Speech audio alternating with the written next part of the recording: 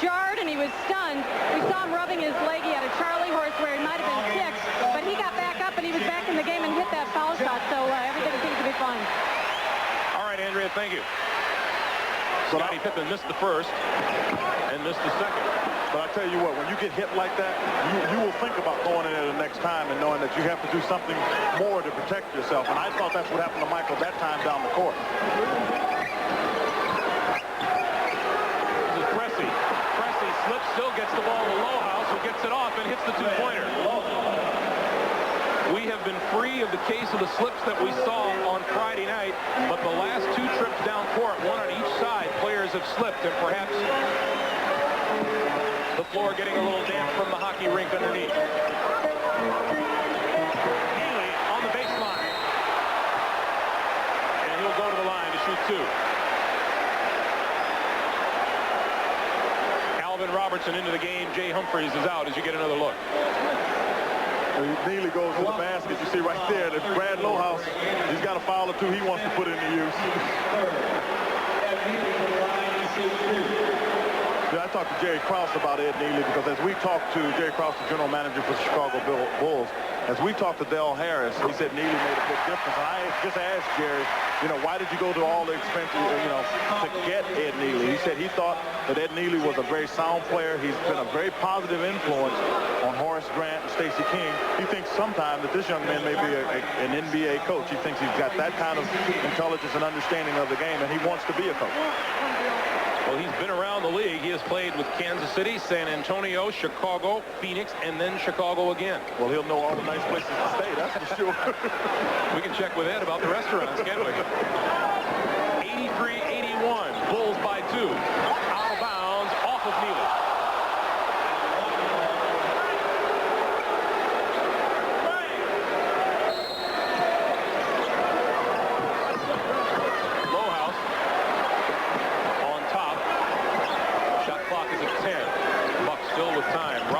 Gets a pick and a whistle blows, and this is going to go against the Bulls. Scottie Chicago personal foul, 33. Scottie Pippen is fourth, the team's second. That's 4 on Pippen. He's working over there on Paul Pressey, and they both have long arms, good quickness. But Paul is very savvy on the offensive end. He'll find a little trick holding. Sigma back into the game, throws it out of bounds. With the lead, coming up on 8:45 to play for the game. Pippen. Good move, didn't get the shot to fall. Pippen has the loose ball. I mean, he ran right at Brad Lohaus and just threw it down. 25 for Scottie Pippen. Chicago by 4.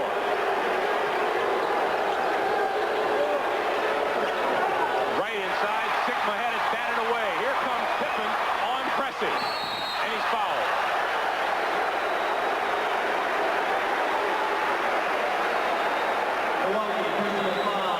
And Scottie Pippen doing a little taking charge as we continue here in the fourth quarter from Chicago Stadium. 8 minutes, 12 seconds to play for the game. Chicago leads it 85-81. Greg Gumbel along with Quinn Buckner and Andrea Joyce, and Scottie Pippen at the line to shoot 2. Well, the Bulls are getting their hands on loose balls again, and Scottie Pippen has played well. But I tell you, you've got to give the Bucks credit. They couldn't get the scoring from the interior. Paul Pressey came off the bench, ignited the team, and they played well since then.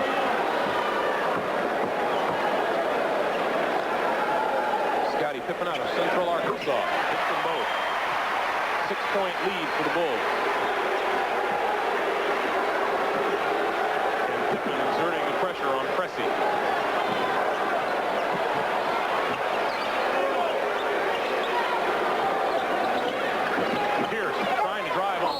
And gets the bucket and the offensive foul. It was a good call because Michael got in there and started reaching, and it clearly Ricky Pierce pushed off with his left arm. Pierce still shaking his head as he goes back on defense.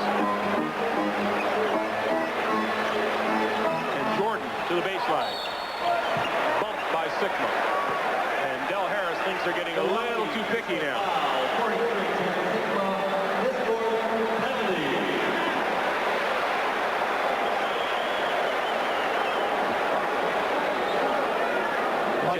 yet to corral a rebound today.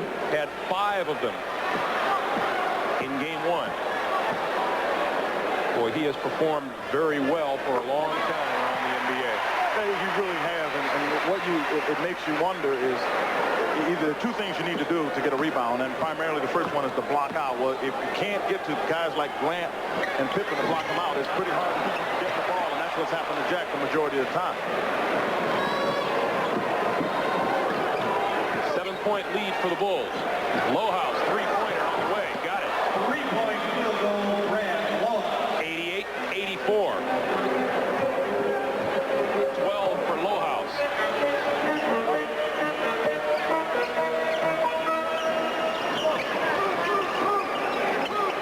Pippen gonna put it up. Neely had it go off of his hands and out of bounds to Milwaukee. Boy, he was in between 2 people, just hammering him to get to the ball.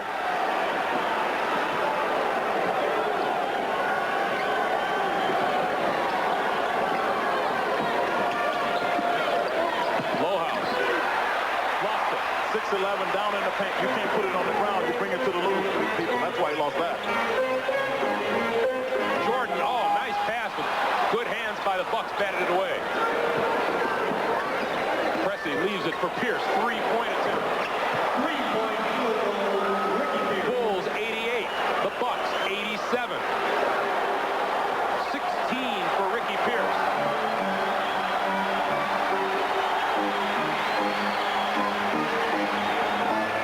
Jordan down low, and Sigma is guilty of the foul on Cartwright. They called 3 seconds on the Cartwright. He was 3 pounded there. Chicago. 6:28 to play, 4th quarter. Bulls by 1. Don't go away.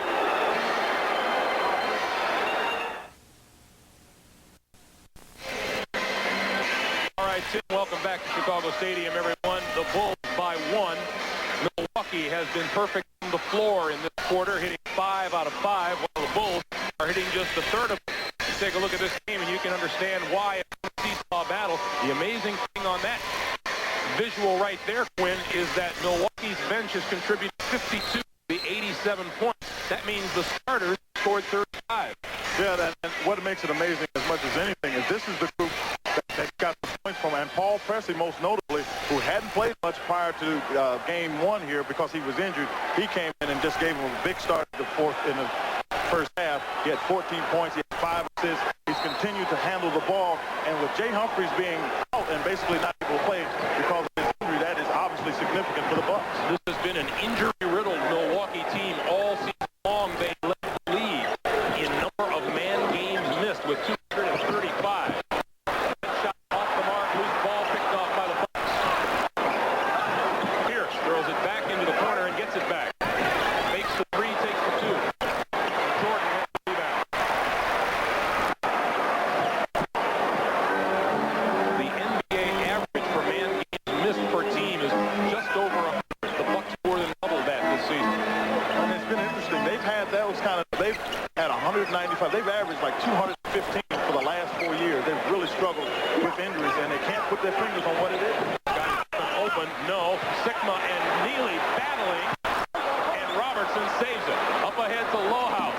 To Pierce. Change direction. Score. Ricky Pierce. The Bucks 89. The Bulls 88. Well, they've both been battling, but the Bucks, I think, have played extremely hard inside. They've done a good job as Ricky Pierce makes a steal there. Pierce on the run. Gives it back to Robertson. Trying to find a way around Pippen. Can't do it. And whistle blows. That's on Pierce. That is great defense.